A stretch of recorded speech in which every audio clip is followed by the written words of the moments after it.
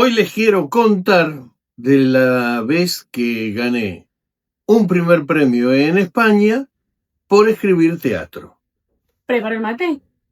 Obvio, porque este es el tercer capítulo del podcast Del papel al escenario en Soy el que escribe. Arrancamos. Les quiero contar esta historia porque una que es muy entretenida, realmente. Otra es un ejemplo muy evidente de cuando uno dice se alinean los planetas y sale. Bueno, porque fue tal cual, ya lo van a ver ustedes, cómo sucedieron los hechos. Y otra porque tiene muchísimo que ver con la moción de credibilidad, no de credibilidad, sino de creatividad que todos guardamos en alguna parte. A algunos les sucede y bueno, ustedes van a comprobar, yo soy un ejemplo viviente de eso que sucedió. ¿No habías escrito teatro nunca antes? No, yo había empezado a escribir algunas historias. Está buena la pregunta que me haces, porque me sirve para contar lo siguiente. Yo tenía una militancia política y iba a un comité. Es un lugar en donde nos reuníamos los que teníamos esa idea. Bueno, como todos sabían que yo escribía, que había incursionado más que nada en el periódico local con algunas notas que había hecho y había propuesto para la municipalidad de nuestra ciudad algunos proyectos que algunos pude trabajar, en fin. Un día a alguien se le ocurrió decir, ¿por qué no hacemos teatro?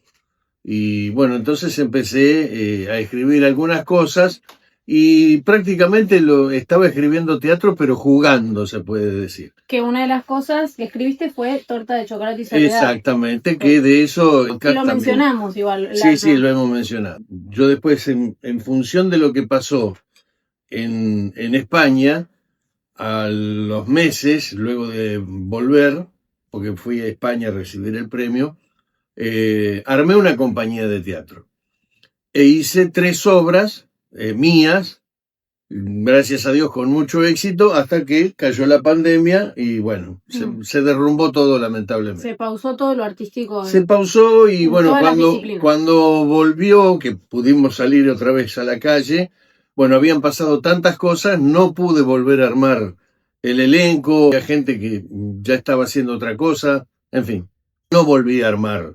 Sí, a mí me llevó 2 años y medio volver a poder cantar en un show después de la pandemia. Fue muy duro. Algunos a lo mejor la pasaron mejor. O sea, hay casos, en el momento, claro, o sea, la pasás bien sabiendo que tenés salud, que estás, ponele, cubierta con tus necesidades básicas, pero después a otros niveles, por ahí laborales y emocionales y todo, uno la pasó mal, porque estabas encerrado, no te podías comunicar, no podías hacer estos encuentros, ensayar, llevar adelante un proyecto, que los creativos y los artísticos medio que nos motiva la vida, ser vivida, eso. Exactamente. Y una cosa curiosa, para los escritores, para todos los que queríamos escribir, una pandemia es ideal porque claro, podés estar todo el día escribiendo. Pero a mí me pasaba que anímicamente, no sé, yo miraba a través de la ventana y lo único que veía pasar eran los pájaros que volaban. Y no te dan ganas, ¿viste? O sea, no estás motivado. Y más porque en un momento, no sé si alguno lo ha pensado, pero a los, 3 meses de estar encerrado, uno decía, bueno, esto no se termina más. Sí. ¿Qué voy a escribir? Sí, ¿para qué voy a hacer algo si total ya perdí todo, el tiempo pasó, la gente se olvidó de mí? Que también es un poco lo que vivimos los que tratamos de hacer shows en vivo. Es como que si no estás todo el tiempo en la cartelera de algún lado, medio que sos olvidado. ¿No? Sí, no necesariamente, pero bueno, al ojo de la gente sí. No, sí, así que sí, pensar que nunca se iba a terminar también te generaba adentro una inestabilidad emocional tremenda. Exactamente. Bueno, entonces tenés esta compañía, haces estas obras de teatro. Torta de chocolate y soledad, piloto de tormentas, que fue declarada de interés cultural por la provincia de Buenos Aires, porque yo tomé un pedazo de la vida de Carlos Pellegrini y bueno, lo llevé al escenario. Esa fue una experiencia muy linda. ¿Y tercera? Vos sabés que no me acuerdo cuál fue. Milagro de amor, no. No, Milagro de amor la ensayamos. No, ensayamos Fernet Fernet amargo. amargo. Yo vivía en un barrio en el que era bastante común que se armara una tormenta y ya sabíamos que la luz se iba a ir. No estoy mintiendo, ¿verdad? Era normal, o sea, se armaba una tormenta y ya veíamos el cielo gris y después pasar a negro, ya está. La luz se va hasta mañana. Bueno, esa noche me pasó, entonces yo digo, bueno, yo en ese momento escribía exclusivamente de noche. Y hubo ocasiones en que hasta amanecía escribiendo y después me iba a trabajar. Bueno, viendo que se estaba armando la tormenta y había empezado a llover, yo digo, bueno, me voy a preparar para no escribir, no voy a abrir la computadora. Hoy me voy a dedicar a leer. Tengo una biblioteca bastante amplia. Me paro adelante de las estanterías y yo digo, a ver, ¿qué me llevo para leer? Y elegí un tomo de una colección de 4 libros que se llama Enigmas del Mundo. Agarré el tomo número no sé qué y bueno, me lo llevé a la cama y al ratito se fue la luz. Así que bueno, rodeado de velas me pongo a leer uno de esos, el libro que había elegido. Leyendo, voy pasando por varios artículos que me iban más o menos interesando, qué sé yo. Llegó un capítulo en el que me encuentro con un párrafo que me llamó poderosísimamente la atención, en el que el autor del libro en realidad era un cronista prácticamente, porque era el autor, que eran varios, habían recopilado situaciones que efectivamente habían sucedido en el mundo y que se las consideraba, yo creo que esos libros ya no se editan más, por supuesto, consideraba situaciones extrañas en todo caso. ¿Qué leo yo en este párrafo? Eran un párrafo de 10 renglones, no mucho más. Que había habido en el 1870 aproximadamente, una expedición arqueológica francesa a un lugar que se llama Ugarit. Eso es en Arabia. ¿Por qué? Bueno, porque alguien había detectado que Ugarit era un lugar de interesantes yacimientos arqueológicos. Entonces este hombre, bueno, consiguió permiso, armó un equipo y se fue a investigar a ver qué podía encontrar. Entre las cosas que encontró miles de tablillas. Explico qué es una tablilla. Una tablilla es una especie de azulejo de barro cocido que se escribe. O sea, se talla, digamos. Exactamente. Con un hueso, después investigando, averigüé que usaban como lápiz el hueso de un ave. No me acuerdo el ave cuál es, pero era justo el hueso del ala de ese ave, que es relativamente corto, entra justo en la mano y tiene punta. Con ese hueso, ellos escribían en el barro cocido antes de que se endureciera del todo. Y fabricaban miles de esas tablillas y escribían ahí. Encuentran literatura cuneiforme, se llama. O sea, todas las letras tienen forma de cuña. ¿Qué hizo? Bueno, agarró cajones, con mucho cuidado los ordenó y los mandó a Francia. Años después, pero muchos años después, y esto, bueno, no tendría que haber sucedido así, pero así fue. Muchos años después, alguien se pone a estudiar qué es lo que decía el texto de estas tablillas. ¿Sabemos en qué estaba? ¿En latín? ¿En qué? Estaba escrito en literatura fenicia. Ok. De ahí viene el título de tu obra, ok. Bien, estaba escrito en literatura fenicia. Un experto empieza a traducir lo que decían las tablillas. ¿Qué descubre? Va traduciendo y alguien que se dedicaba a leer lo que este traductor le remitía, descubre que estaba leyendo el Viejo Testamento de nuestra Biblia. Ah, ok. Nuestra Biblia se compone de 2 testamentos, el Viejo y el Nuevo. El Nuevo es el que habla de Jesús, nuestro Dios, y el Viejo Testamento es todo lo que sucedió antes de Dios, de Jesús, ¿no es cierto? Claro. Todo lo que estaba traduciendo este hombre era el Testamento antiguo. Eso le llamó muchísimo la atención. ¿Por qué? Porque sometidas estas tablillas a la prueba del carbono 14, ¿Es el carbono 14? el carbono 14 es un elemento que contienen todos los objetos, lo estoy explicando medio mal, pero ustedes me van a entender. El carbono 14 se acumula en los objetos. Esa acumulación, hay una forma de contar la cantidad de acumulaciones que lleva. Son años. Entonces, sometido a la prueba del carbono 14, descubren que estas tablillas venían más o menos del 1700 antes de Cristo. Okay. Pero resulta que las crónicas dicen que el Antiguo Testamento fue escrito aproximadamente en el 700. O sea, estamos hablando de 1000 años Hay más. 1000 años de diferencia más. Quiere decir que alguien escribió el Viejo Testamento antes. 1000 años antes y 700 años después alguien lo reescribe. Claro, y por ahí perdió información. No solamente, no perdió información. Era prácticamente el calco del Antiguo Testamento.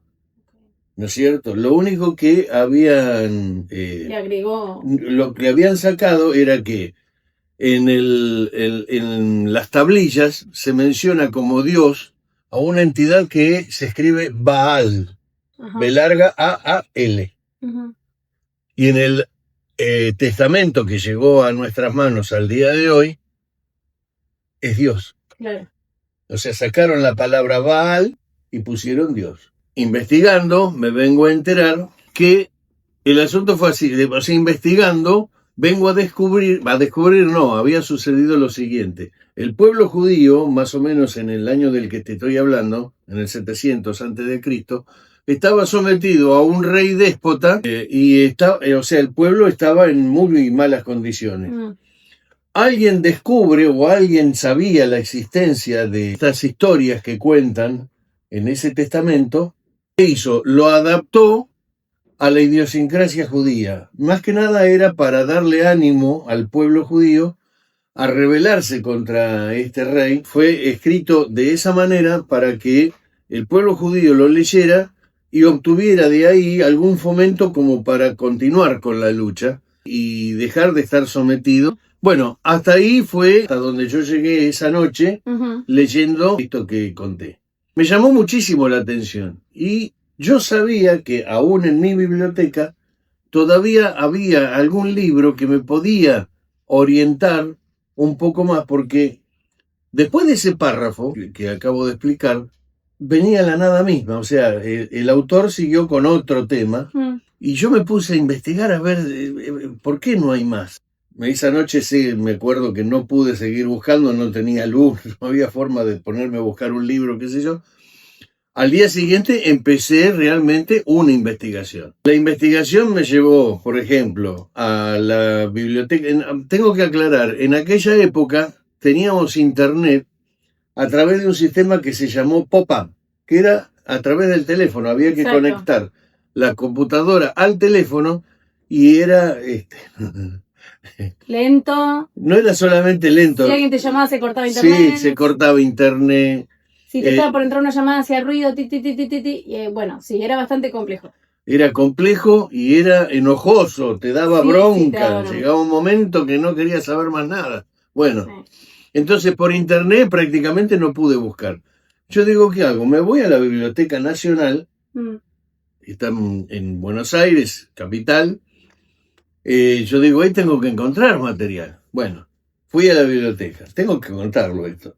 Me atendieron muy mal y justo llegué un día en donde el libro que me dijeron donde podía estar algún dato estaba en una sala que en ese momento estaban fumigando. Estaba cerrada. No. Bueno, entonces volví a preguntar, le digo, necesito estos datos. Me dieron unos libros, nada que ver. me hicieron sentar, tomé alguna nota, pero era más que nada para decir, bueno, llegué, estoy acá, Sí. escribo algo y me fui. Me fui sin nada. Entonces, ¿qué hice? ¿Cómo seguiste la investigación? Porque en realidad ahí vos te diste cuenta que querías escribir sobre eso. Exactamente. O sea, ahí yo ya dije, dijiste- acá hay una historia. No pensé en teatro, ¿eh? Yo digo, acá me armo de una novela, seguro, ¿no es cierto? Entonces, bueno, yo digo, tengo que continuar con la investigación porque prácticamente estoy en blanco, no tengo Claro. mucho dato. Tenías lo que ya habías leído de un autor, pero vos querías explayarte más. Y sí, y necesitaba, lograr una... claro, Sí. necesitaba más datos. Me voy a la biblioteca de nuestra ciudad, ¿Biblioteca Meguino? Biblioteca Meguino. Ok. Me atendieron como si yo fuera el dueño de la biblioteca. Y no era ni siquiera socio. Me dijo la chica que me atiende, sentate ahí y yo te llevo los libros. Me trajo 10 libros. Venía así, me los puso arriba de la mesa. Estuve toda la semana, porque al no ser socio yo no podía retirar. Y si me hacía socio hay una carencia, o sea, no me acuerdo cómo era. Y en ese momento no sé. Sí, que tenía que esperar si quería retirar algún libro. No se podía fotocopiar. Claro. Entonces, bueno, cuaderno o sea, copiando. Y copié durante toda la semana. Bueno, me armé de una muy buena data. Logré más o menos lo que yo quería. Voy a casa, paso en limpio todos los datos que tenía, los que a mí me servían. Y, lógicamente, en esa época, vos lo sabés muy bien, había, ¿cómo se llamaba? Donde entrabas a... locutorios. Locutorio. Los ciber, que después, bueno, Los ciber, después pusieron exactamente. computadora. Primero en teléfono solamente, cabina de teléfono, después computadora, después con internet. Que ellos no estaban conectados al teléfono, sino que tenían en esa época, no sé qué. Sí, era diferenciado sí, era otra cosa. Sistema. Claro, entonces, bueno, empecé a ir a los locutorios y me perdía 2 horas buscando información. Todo me lo pasaba a un pendrive, después en casa pulía. Cuestión, junté más o menos 1200 hojas de datos, aproximadamente. Esas 1200 hojas, esto lo cuento porque es interesante que ustedes también lo sepan, si van a escribir, ya sea teatro, en este caso teatro, pero así sea una novela. La investigación es muy importante, porque hablas con fundamento y tenés una coherencia. Claro. Si vos seguís los lineamientos del pasado, no lo intervenís tanto, tenés la posibilidad de armar una historia que tenga un sentido. El lector se va a dar cuenta si mentís o no mentís. Claro. Pero los lectores tenemos también esa capacidad. Sí. Además, acá estás hablando de algo histórico que sí pasó, o por lo menos este autor que vos leíste, o sea, puso cuestiones reales. Sí, totalmente. Entonces, por ahí partís de algo que es real, como nos ha pasado de ver muchas películas.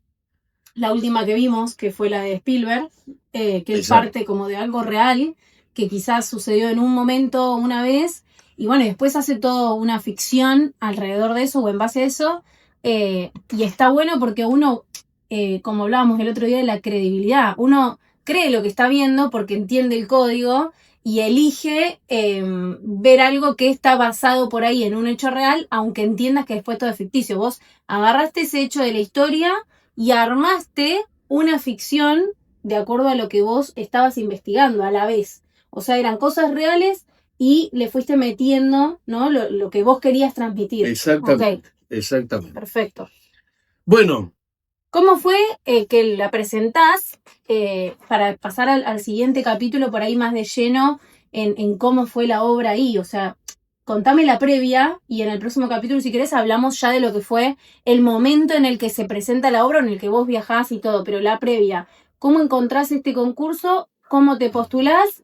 Ahí va. Y esto fue un poco hasta insólito para mí. Sí. Y ahora van a ver por qué. Porque ¿cuánto te llevó escribirlo? La investigación me llevó 6 meses. Solo la investigación. Solo la investigación. Recopilación de datos. Exactamente. Todavía no había escrito absolutamente nada. Tomen nota. Mucha recopilación de datos primero, si quieren basarse en algo real, para después pasar a la ficción. No solamente eso, o sea, yo ni siquiera había armado la estructura. Algún día vamos a hablar de estructura. Pero yo tengo esta costumbre, que es una costumbre que les recomiendo a todo el mundo. antes de ponerme a escribir, ya sea una obra de teatro o una novela, Mm. armo la estructura. O sea, Perfecto, es bueno que lo digas porque por ahí uno piensa, bueno, se le ocurrió y escribió lo que se le ocurrió. No, para mí es imposible. Claro. Hay alguno que lo puede hacer, bueno, dichoso de él, yo no puedo. Sí, yo tengo que armar el inicio, el desarrollo y el final. Perfecto. Y en ese transcurrir, armo los personajes de los que hablábamos vez pasada. Sí. Yo los personajes, si tengo pocos personajes, están incluidos en la estructura. Si tengo más de 4, que ya es una complicación, ficha para cada personaje. Y ya no los tengo en la estructura. O sea, los menciono, pero no explico qué quiero del personaje. Todo eso va a parar a una ficha. Claro. Ya vamos a hablar de eso en todo ese manual que me había yo mismo conseguido. Quiero aclarar esto, de las 1000 páginas, yo creo que me quedó la mitad, porque empecé a sacar lo que no me servía, lo que yo me daba cuenta que no intervenía en la historia que yo quería contar, y reduje a la mitad. Con esa mitad, ¿saben qué hice? Empecé a escribir una novela. Escribí los primeros 2 capítulos. Y ya en ese momento me entero que hay un certamen, pero de teatro.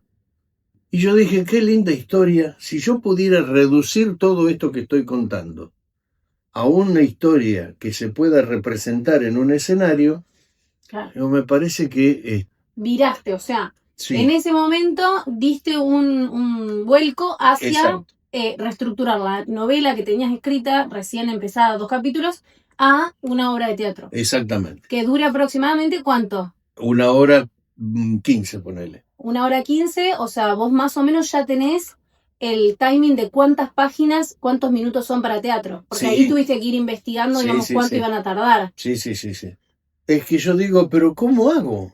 Explico una expedición arqueológica a Siria y después que alguien hace una traducción, otro la interpreta, se da cuenta de lo que es cuando hace la comparación. Estaba en una encrucijada, no sabía para dónde ir. Pero me llamaba muchísimo la atención el hecho, por empezar, era la primera vez que me encontraba con un certamen de teatro. Pues yo estaba acostumbrado, y ya estaba ganando premios, acostumbrado a participar de cuentos y novelas. Estaba más o menos bien posicionado en eso. Sí, desde los 90, o sea, ya ahora estábamos en el año 2007, 2006, porque el premio lo gano precisamente en el 2007 y lo voy a buscar en el 2008. Pero bueno, como viste esa posibilidad, dijiste, transformo esto en teatro y usaste un recurso que es muy conocido hoy en día y que es muy común usar, que lo vas a contar en el episodio que viene. Y sí, porque es muy largo si no, pero vos te arriesgaste, cambiaste la forma y presentaste eso en ese certamen. ¿Te acordás cómo se llamaba el certamen? ¿O no? Sí, fue en España, en Requena, la ciudad anfitriona, y esto era Valencia. Pero tenía un nombre tipo concurso de teatro para... Sí, no, era 12º año.